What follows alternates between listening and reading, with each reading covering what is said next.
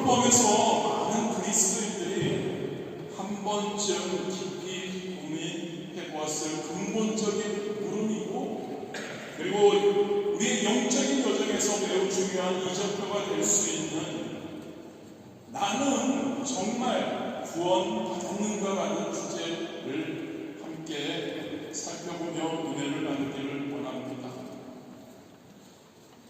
여러분, 잠시 눈을 감고 자신의 마음을 한번 들여다보았습니다. 눈 감으라고 해서 졸지 마시고 잠시 한번 눈 감아 보십시오. 제가 말씀드린 두 가지 질문을 한번 생각해 보십시오. 나는 정말 구원받았는가? 만약 오늘 밤 하나님 앞에 내가 서게 된다면 나는 천국에 갈 수 있을까? 이런 질문들이 때때로 우리의 마음을 무겁게 하지는 않는지요? 눈 뜨셔도 됩니다. 눈께서 감고 있으면 자게 돼요. 사도 바울은 고린도후서 13장 5절에 이렇게 말씀합니다. 너희는 믿음 안에 있는가? 너희 자신을 시험하고 너희 자신을 확증하라. 예수 그리스도께서 너희 안에 계신 줄을 너희가 스스로 알지 못하느냐? 그렇지 않으면 너희는 버림받은 자니라 라고 말합니다.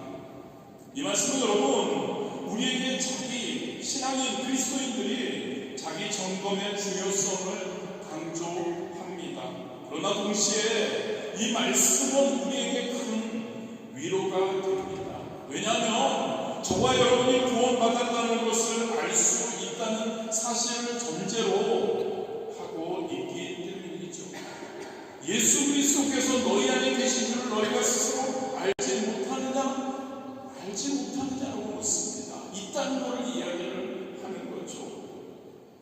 구원받았다는 여러분, 그것을 우리가 어떻게 알 수 있을까요?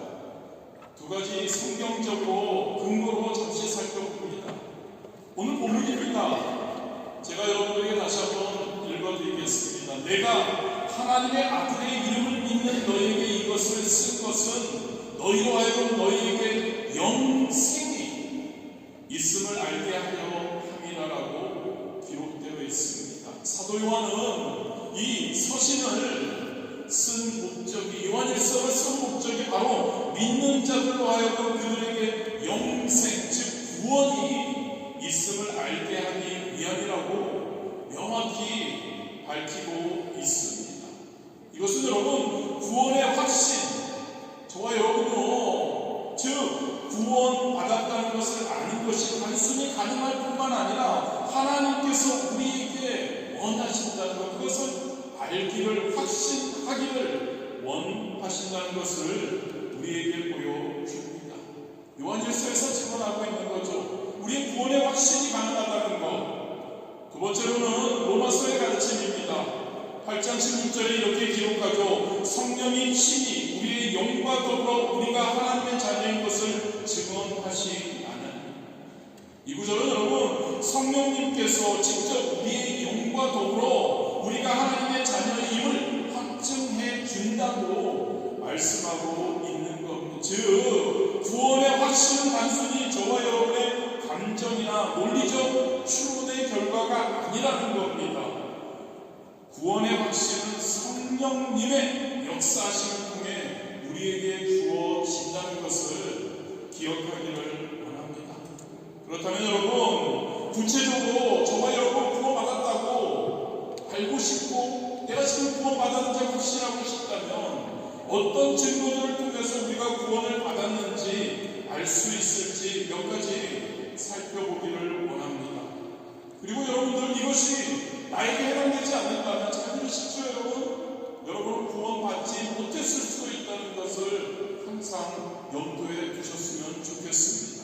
가장 먼저 여러분, 우리가 구원받았다는 증거는 믿음의 고백을 한다는 겁니다. 사도행전 16장에 보면 빌립보 간수의 이야기가 나옵니다. 지진으로 감옥문이 열리고 죄수들이 도망갈 수 있는 상황입니다. 간수는 지키다가 지키지 못했으니까 죄수들이 도망갈 거니까 자살하려고 하죠.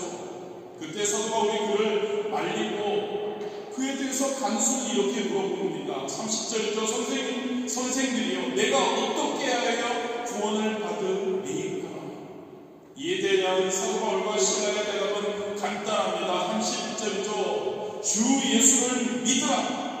할렐루야. 주 예수를 믿으라. 그리하면 너와 내 집이 구원을 받으리라.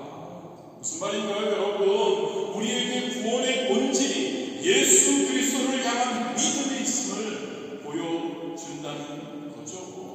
로마서 10장 9절 10절 이것을 확인해 줍니다. 내가 만일 내 입으로 예수를 주로 시인하면 또 하나님께서 그를 죽은 자 가운데서 살리신 것을 내 마음에 믿으면, 할렐루야, 믿으면 구원을 받으리라. 사람이 마음으로 믿어 의에 이르고 입으로 시인하여 구원에 이르느니라. 여러분은 예수님을 여러분의 구주와 주님으로 고백하고 계십니까? 우리 학생분들은 전혀 관심 없습니까? 여러분들은 예수 그리스도를 나의 구주로, 나의 주님으로 고백하고 믿고 있습니까? 할렐루야. 그렇다면 여러분들은 구원받은 겁니다. 구원받은 것의 첫 번째 증거입니다. 우리가 예수 그리스도를 나의 구주요, 나의 주님으로 고백하는 것, 믿음의 한다면 우리는 구원을 받은 것임을 믿기 원합니다. 두 번째로는 증거는 삶의 변화입니다. 고린도후서 7장 5장 17절에 이렇게 선언합니다. 그런즉 누구든지 그리스도 안에 있으면 새로운 피조물이라 이전 것은 지나갔으니 보라 새 것이 되었도다. 여러분, 구원받은 것은 단순히 우리의 영적인 어떠한 상태만이 변화된 것 아닙니다. 구원받았다면 우리는 전 인격적인 변화를 받아야 하는 거죠. 무슨 말인가요, 여러분? 우리의 가치관이 달라져야 되는 겁니다. 우리의 삶의 목적이 변화되어야 하는 겁니다. 우리의 일상적인 생활 패턴이 이곳에 이르기까지 전인격적으로 변화가 일어나야 한다는 거죠. 사도행전에 나오는 사도 바울, 아니요, 사울이죠. 사울의 극적인 변화를 한번 생각해 보기 원합니다. 사울은 열심히 그리스도인들을 박해하던 사람이었죠. 그러나 다메섹 도상에서 예수님을 만나는 그런 완전히 다른 사람, 새로운 사람이 되었다는 것을 우리는 기억해야 하죠. 이름도 사울에서 바울로 바뀌었고 그는 열정적으로 복음을 전하는 사도가 되었습니다. 저와 여러분의 삶은 어떠십니까? 예수님을 믿기 전과 후, 즉 구원받기 전과 후에 어떤 변화가 있었나요? 삶의 변화가 있어야 할 줄 믿습니다. 할렐루야. 구원받은 증거입니다. 삶의 변화가 있어야 한다는 겁니다. 혹시 아직도 변화의 과정 중에 있을 수 있습니다. 우리는 완벽해질 수 없습니다. 하지만 여러분, 지속적인 변화가 있어야 합니다. 그럼 우리 자신이 알 겁니다. 어제와 오늘, 1년 전과 오늘, 그것을 우리는 알 겁니다. 여러분. 지속적인 변화, 지속적인 성장이 우리에게 있어야 하는 줄 믿습니다. 그 과정에 여러분들이 있으십니까? 있다면 여러분들은 구원받았다는 겁니다. 세 번째로 갈라디아서 5장 22절 23절에 성령님의 열매에 대해서 말하죠. 즉 여러분, 구원받은 증거는 우리가 성령의 열매를 맺고 있어야 구원받았다는 것. 오직 성령의 열매는 사랑과 희락과 화평과 오래 참음과 자비와 양선과 충성과 온유와 절제니 이 같은 것을 금지할 법이 없느니라. 여러분, 이 9가지의 성품요, 우리가 구원받은 하나님의 자녀로서 점점 그 성품을 가져가고 닮아 가야 할 모습이라는 것을 기억하기를 진심으로 원합니다. 추구해야 합니다. 물론 이것이 하루아침에 완성되는 것이 아니죠. 오히려 평생에 걸쳐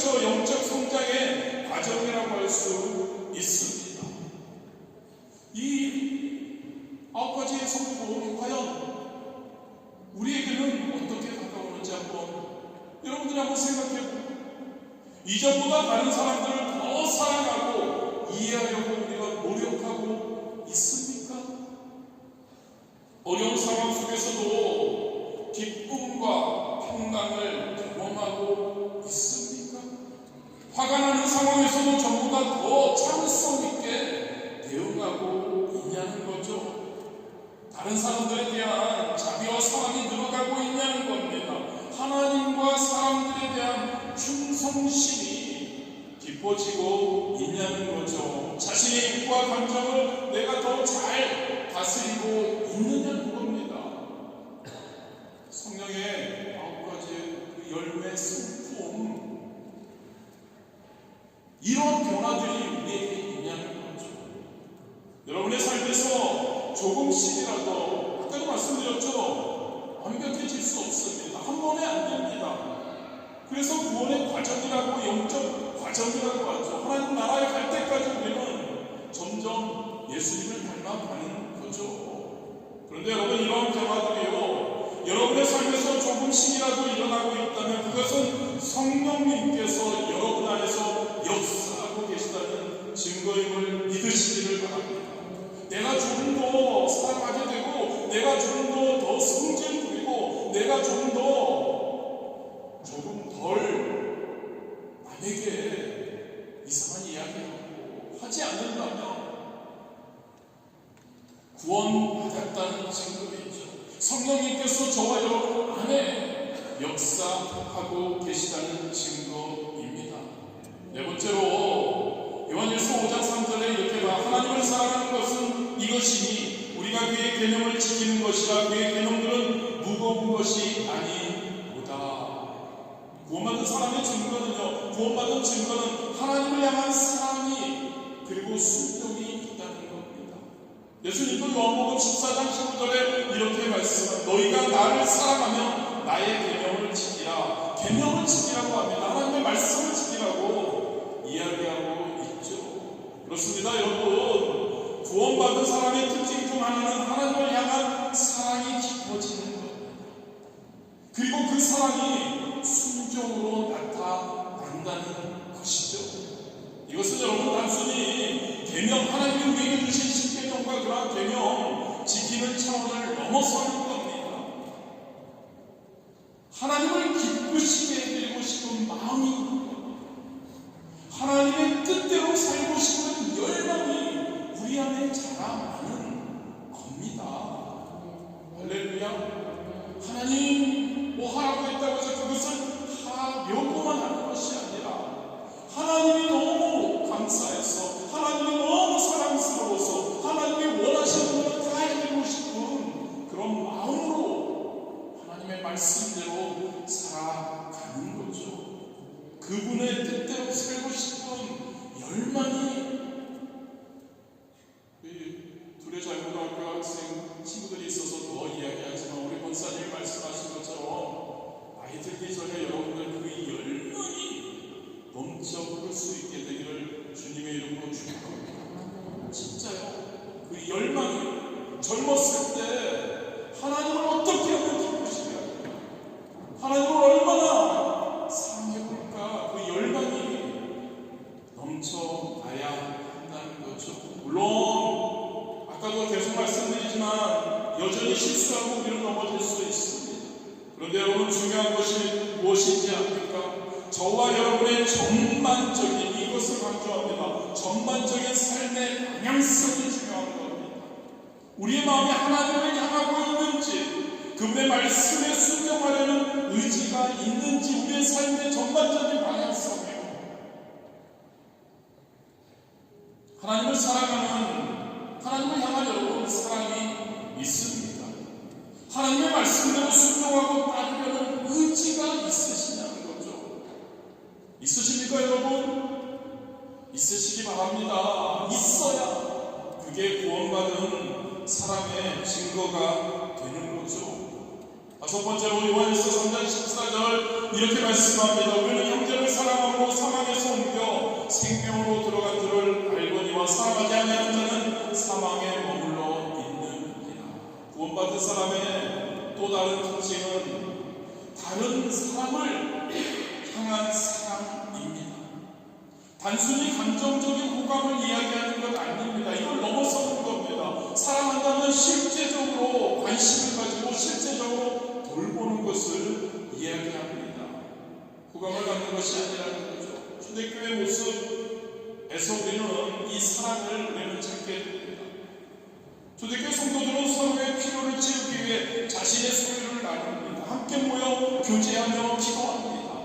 이러한 사랑의 공동체가 바로 구원받은 자들의 모임인 교회의 본질적인 모습이었죠. 그 모습인 겁니다. 저와 여러분 속한 교회 공동체, 파리수공 공동체, 그리고 우리 학생들 각자의 그 공동체 안에서 이러한 사랑을 경험하고 계신가요? 또한 여러분 자신이 다른 이들을 향해서 이러한 사랑을 실천하고 계신가요? 이 질문에 네라고 대답하면, 아멘이라고 대답할 수 있으면 여러분은 구원받은 것입니다. 우리가 살펴본 이 구원의 증거들을 그렇다면 우리의 삶에서 어떻게 적용할 수 있을 것인지에 대해서 잠시 함께 나눠보기 원합니다.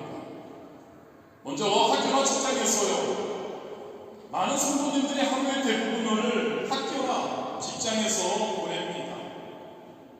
그렇다면 여러분, 우리 구원받은 삶의 우리 학교나 직장에서 그 구원받았다는 증거가 어떻게 나타나는지, 그리고 어떻게 구원받은 자로서 우리는 살아야 하는지 몇 가지 여러분들에게 공유해 드리기 원합니다.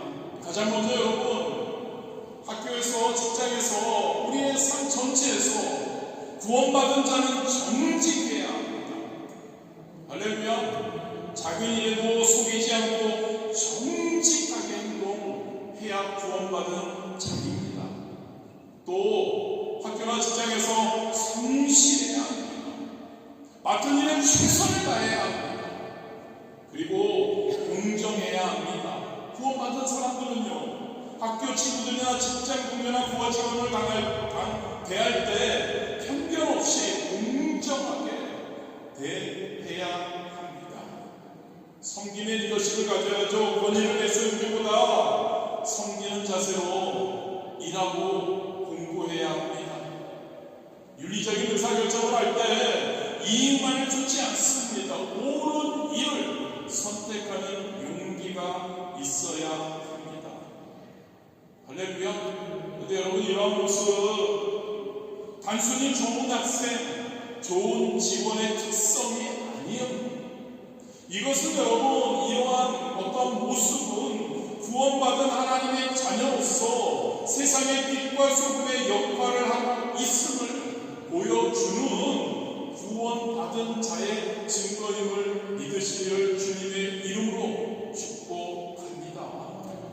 골로디아서 3장 23, 24절이죠. 너무나 소중한 말씀입니다. 무슨 일을 하든지 마음을 다하여 주께 하듯 하고 사람에게 하듯 하지 말라. 이는 기업의 상을 주께 받을 줄 아나니 너희는 주 그리스도를 섬기느니라. 학교에서, 직장에서, 여러분들의 삶 전체에서 하나님께 하듯 합니다. 할렐루야. 정직하게, 성실하게 빛과 소금의 역할을 해야 하는 거죠. 가정에서는 어떻습니까, 여러분? 우리의 신앙이 가장 솔직하게 드러나는 것이 바로 가정인 것 같습니다. 약간 뜨끔한데요, 저도. 여러분, 구원받은 사람이 모습이 가정에서 어떻게 나타나야 할까요? 부부가 서로를 존중하고 사랑하며 용서와 이해를 실천하는 모습이 구원받은 자의 모습인 줄 믿습니다. 부모님으로서 자녀들에게 인내와 사랑으로 대하고 말씀으로, 하나님의 말씀으로 양육하는 모습이어야 합니다. 자녀로서는 부모님을 공경하고 부모님의 말씀에 순종하는 모습이어야 하죠. 형제 자매간에는 서로를 배려하고 돕는 모습이어야 한다는 거죠. 에베소서 5장과 6장에 사도 바울은 그리스도인의 구원받은 자들의 가정생활에 대해서 자세히 설명합니다. 윤리적인 가르침만이 아닙니다. 이것은 그리스도 안에서 새로운 피조물이 되었음, 즉 구원받았음을 보여주는 실제적인 증거가 되다는 거죠. 가정에서 여러분 진짜 구원받은 자로서 살아가시기를 진심으로 원합니다. 사회에서는 어떨까요, 여러분? 그리스도인의 구원은 단순히 개인적인 차원에서 머물지 않아야 합니다. 우리가 살아가는 사회 전반에 우리의 구원받음이 영향을 미치게 된다는 거죠. 구원받은 사람의 모습은 주변의 어려운 이들에게 큰 관심을 갖고 실제적인 돕는 모습이어야 하는 줄 믿습니다. 구원받은 자의 모습은 사회에서 불공정한 사회 구조나 제도에 대해서 목소리를 내고 개선하려는 모습이어야 합니다. 나가서 대모하는 게 아니고요, 여러분. 함께 하나님께 이번 연합예배처럼 함께 모여서 함께 하나님께 부르짖고 함께 하나님께 기도하고 그 불공정을 대해서 아니라고 외칠 수 있는 그러한 우리가 되어야 한다는 거죠. 그리스도인의 가치관으로 저와 여러분이 구원받았다면 저와 여러분의 그리스도인의 가치관으로 현대 문화를 변화시킬 수 있는 이 사회에서의 모습이 우리가 되어야 할 줄 믿습니다. 마태복음 5장 13절에서 16절에서 예수님은 저와 여러분을 구원받은 자를 그리스도인을 성도를 무엇이라고 부릅니까? 빛과 소금이라고 부르십니다. 그렇습니다, 여러분. 우리의 구원이 단순히 개인의 영혼 구원에 그치는 것이 아니라 저와 여러분이 속한 사회 전체를 변화시키는 세상의 소금이 되는, 그리고 세상에 빛이 되는 그러한 능력이 우리에게 있게 됨을 믿기를 진심으로 원합니다. 그렇다면 여러분, 구원의 증거에 대해서, 그런데 때로는 이러한 증거들이 우리에게 있음에도 불구하고 우리는 구원의 확신을 갖지 못하는 경우가 있는 것 같습니다. 간단하게 몇 가지만 살펴보기 원합니다.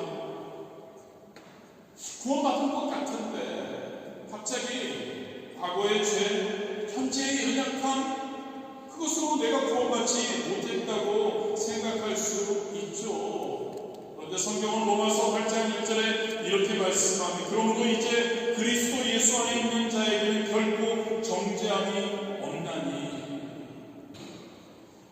항상 기억하기 원합니다. 내가 뭐 잘해서 구원받았다고 생각하는 게 아닙니다. 우리의 구원은 우리의 어떤 행위나 우리의 어떤 성과나 그런 것에 기반하는 것이 아니라는 거죠. 우리의 구원은 그리스도의 완전한 의와 하나님의 은혜에 기반한다는 것을 항상 기억하게 되기를 진심으로 원합니다. 할렐루야. 죄책감을 상관없다는 겁니다. 옛날에 죄 지은 것이 나의 구원과 상관없다는 겁니다. 물론 회개하고 물론 그렇지 않으려고 해야 하죠. 예수님을 믿으면 예수님의 은혜로, 하나님의 은혜로 우리가 구원받는다는 것을 믿으시기를 바랍니다. 두 번째로, 때로는 우리의 감정 상태에 따라서 구원의 확신이 흔들릴 수 있는 것 같습니다. 그런데 여러분, 구원은 우리의 감정이 아닌 하나님의 약속에 근거한다는 것을 우리가 항상 기억하기 원합니다. 굉장히 하나님이 사랑스러워질 때가 있고, 뭔 일이 잘 되면 진짜 내가 하나님을 진짜 사랑하고 하나님이 내 진짜 아버지 이상으로 생각하고, 너무 힘들 때는 하나님이 나를 버린 것 같이 생각이 되죠. 이런 감정의 기복으로 우리는 구원의 그런 확신이 흔들릴 때가 있다는 거죠. 그런데 디모데후서 2장 13절은 이렇게 선포합니다. 우리는 믿음이 없을지라도 주는 항상 기쁘시니 자기를 부인하실 수 없으시리라. 하나님이 우리를 사랑하신다는 겁니다. 사랑하셔서 기뻐하셔서 우리를 구원해 주셨다는 이야기이죠. 어려운 상황에 처했을 때 하나님이 우리를 버리셨다고 느낄 수도 있습니다. 그런데 성경 로마서 8장 38절 39절에 어떤 것도 우리를 하나님의 사랑에서 끊을 수 없다고 선포합니다. 내가 확신하는 아시나오니 사망이나 생명이나 천사들이나 권세자들이나 현재인이나 장래인이나 능력이나 높음이나 기쁨이나 다른 어떤 피조물이라도 우리를 우리 주 그리스도 예수 안에 있는 하나님의 사랑에서 끊을 수 없으리라. 아멘. 어떤 상황에서도 우리 주님의 사랑에서, 즉 우리를 구원의 자리에서 떠나게 하지 않을 것임을 우리가 항상 기억하기를 원합니다. 마지막입니다. 구원의 확신을 어떻게 하면 더욱 굳건히 할 수 있을까? 딴 거 없습니다. 하나님의 말씀으로 충만하십시오. 기도로 충만하십시오. 하나님의 말씀으로 충만할 때 우리는 그분이 주시는 확신을 가지고 그분이 우리의 아버지 되심을, 그분이 우리의 구원자 되심을 우리는 하나님의 말씀을 통해 우리는 항상 알 수 있고 확신할 수 있습니다. 기도를 통해서 하나님과 기도하며 하나님과 대화하며 하나님의 뜻을 우리가 더 밝히 알며 나아갈 때 우리는 분명히 우리는 쉬지 말고 기도할 때 우리는 하나님의 임재를 경험하며 구원에 더 확신을 가지고 나아갈 수 있다는 것을 기억하기를 원합니다. 그리고 우리는 함께 한다는 거죠. 개인적으로 우리 충분히 신앙생활 할 수 있다고 생각하지 않으십니까? 왜 교회가 있죠? 함께 힘들 때, 어려울 때, 넘어질 때, 도움이 필요할 때, 기도가 필요할 때 함께 교제하며 함께 한 공동체로 우리가 구원을 더 확실히 믿고 더 이루어가는 우리가 되어야 할 줄 믿습니다. 그리고 우리는 섬겨야 하고 우리는 이 복음을 우리가 전할 때 우리의 구원의 확신이 더욱더 넘치게 되리라 믿습니다. 말씀 마무리합니다. 힘드셨죠? 나는 정말 구원을 받았는가? 여러분 항상 생각했으면 좋겠습니다. 나는 진짜 구원을 받았는가? 나는 구원받은 자인가? 나는 구원받은 자로 살아가고 있는가? 그렇다면 나는 나의 삶 가운데 그 구원받은 자로서 어떻게 살아가고 있지? 나는 구원받았다는 것은 어떤 증거로 나타내고 있지? 내가 구원받았다면 내가 진짜 어떤 증거를 보이고 있지? 예수님을 구주로 고백할 때 우리는 구원받았음의 증거가 됩니다. 삶이 변화되기 원합니다. 성령의 열매가 주렁주렁 맺히고 하나님을 향한 사랑과 순종과 형제자를 향한 사랑이 우리의 삶에서 조금씩이라도 나타나고 있다면 우리가 정말 구원받았다는 증거가 됨을 기억하기를 원합니다. 잊지 말아야 할 것은 이 모든 증거들이 우리의 노력으로 이루어지는 것이 아니라는 거죠. 이 모든 것이 바로 성령님이 우리 안에 역사하심으로 나타나는 성령의 열매라는 것을 기억하시기 바랍니다. 빌립보서 1장 6절입니다. 너희 안에서 착한 일을 시작하신 이가 그리스도 예수의 날까지 이루실 줄을 우리는 확신하노라. 이 말씀을 통해 구원의 확신을 새롭게 하십시오. 저와 여러분의 구원은 확실함을 믿으시기를 바랍니다. 고린도후서 5장 17절 말씀으로 말씀 마무리합니다. 그런즉 누구든지 그리스도 안에 있으면 새로운 피조물이라 이전 것은 지나갔으니 보라 새 것이 되어도다. 이 말씀을 한 주간 여러분의 평생의 삶 가운데 마음에 새기시기 바랍니다. 구원받은 자로서 구원받은 자답게 그리스도인답게 진짜 구원받은 여러분답게 살아가시기 바랍니다. 사랑하시고 세상에서 빛과 소금의 역할이 되시고 하나님의 뜻대로 하나님의 영광을 위해 살아가는 그런 귀한 여러분들 되시기를 주님의 이름으로